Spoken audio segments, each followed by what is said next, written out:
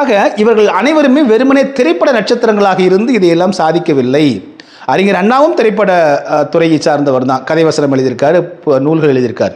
கலைஞர் கருணாநிதி பராசக்தி படத்திலிருந்து கதைவசனம் எழுதியிருக்கார். எம்ஜிஆர் அவர்கள் உலகப்புகழ் பெற்ற ஒரு திரைநடிகர். ஆக இவர்களுக்கெல்லாம் இந்த திரைப்படம் என்கிற அது ஒரு அடையாளமாக இருந்ததே தவிர அதற்காக மக்கள் அவரிடம் ஆட்சியை கொடுக்கவில்லை. இதே அண்ணா தலைமையிலான திமுகவிற்கு 17 ஆண்டுகள் ஆனது அவர்கள் ஆட்சி அதிகாரத்தை பிடிப்பதற்கு. உடனே மக்கள் எடுத்து வாரி கொடுத்துடல. ஆக அதற்கு பிறகு பாருங்க, எம்ஜிஆருக்கு பிறகு செல்வி ஜெயலலிதா அவர்களும் திரை நட்சத்திரம் தான், புகழ்பெற்ற திரை நட்சத்திரம்.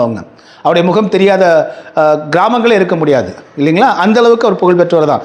ஆனாலும் அவர் வெறுமனே அவர் திரைப்பட நடிகை என்பதற்காக அவரிடம் ஆட்சி கொடுக்கப்பட்டது. அவர் எம்ஜிஆர் மறைவுக்கு பிறகு ஜே அணி ஜா அணி என்று பிரிந்து எம்ஜிஆரோட மனைவியிடமிருந்தே போராடி அந்த அதிமுகவை எடுத்து அதை நிர்வாகம் செய்து அதை 1 கோடி தொண்டர்கள் அமைப்பாக கொண்டு வந்து ஆட்சி அதிகாரத்தை தக்க வைத்து கடும் உழைப்பு உழைத்தார். அவர் பெண்களுக்கான திட்டங்கள், பெண்களுக்கான பாதுகாப்பு, பெண்களுக்கான உரிமைகள் என்ற ஒரு முக்கியத்துவம் கொடுத்தார். பல திட்டங்களை செயல்படுத்தினார். நிறைய அட்வான்ஸ்டு திட்டங்கள் எல்லாம் கொண்டு வந்தார்.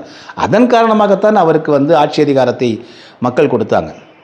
இதில் எம்ஜிஆரா கருணாநிதி என்று பார்த்தால் எம்ஜிஆருக்கு முன்னுரிமை கொடுப்பார்கள் மக்கள். எம்ஜிஆரா ஜெயலலிதா என்று பார்த்தால் ஜெயலலிதாவுக்குத்தான் முன்னுரிமை கொடுத்தார்கள் கடந்த காலங்களில் தமிழ்நாட்டு வாக்காளர்கள். ஆக இவர்களெல்லாம் வெறும் திரைப்பட நடிகர்கள், திரைப்பட நடிகை, திரைப்பட வசனகர்த்தா என்றெல்லாம் இங்கே ஆட்சி அதிகாரத்தை மக்கள் கொடுக்கவில்லை. அவர்களுடைய பெர்ஃபார்மன்ஸ் என்று ஆங்கிலத்தில் சொல்லக்கூடிய செயல்பாடுகள் எப்படிப்பட்டதாக இருந்தது, சட்டம் ஒழுங்கு எப்படிப்பட்டதாக இருந்தது என்றெல்லாம் பார்த்து தான் கொடுத்தார்கள். ஊழல், அதே போல லஞ்சம், இது போன்ற குற்றச்சாட்டுகளையும் கணக்கில் கொண்டார்கள் மக்கள். ஆனால் ஒரு கட்டத்திற்கு பிறகு இந்த திமுக அதிமுக 2 கட்சிகளும் இவர்களுக்குள் சண்டையிடுவதைப் போல சண்டையிட்டு வாக்காளர்களுக்கு பணம் கொடுத்து வாக்குகளை பெற தொடங்கிய போதுதான் வாக்காளர்களிடமிருந்தே இந்த உரிமை கொஞ்சம் பறிபோய்விட்டது. இப்படிப்பட்ட நிலையில் பார்த்தீங்கன்னா கலைஞர் கருணாநிதி அவர்களும் செல்வி ஜெயலலிதா அவர்கள் இருக்கிற காலத்திலே விஜயகாந்த் வராரு. விஜயகாந்தினுடைய அந்த யதார்த்தமான, அவரும் திரைப்பட நடிகர் என்பதற்காக யாரும் மக்கள் வாக்களிக்கல.